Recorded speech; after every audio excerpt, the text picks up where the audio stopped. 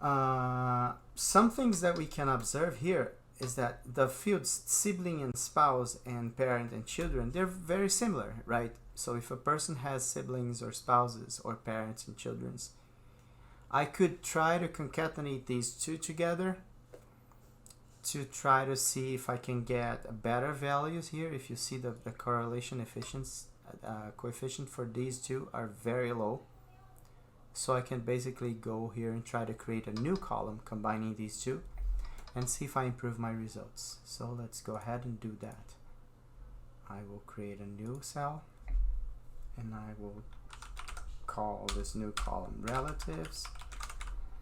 And so I'll use a lambda function here, and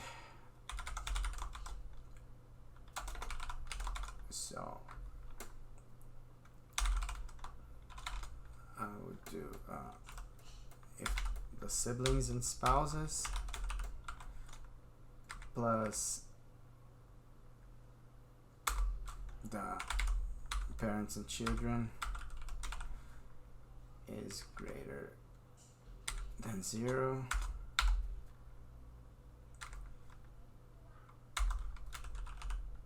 and I'll do this by row. And now, after I do this, let's see if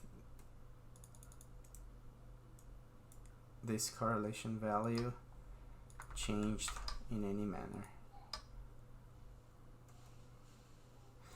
So yeah, let's compare here. If you look down here, the new column that I have created has a coefficient of 0.201, which is a little better than these two.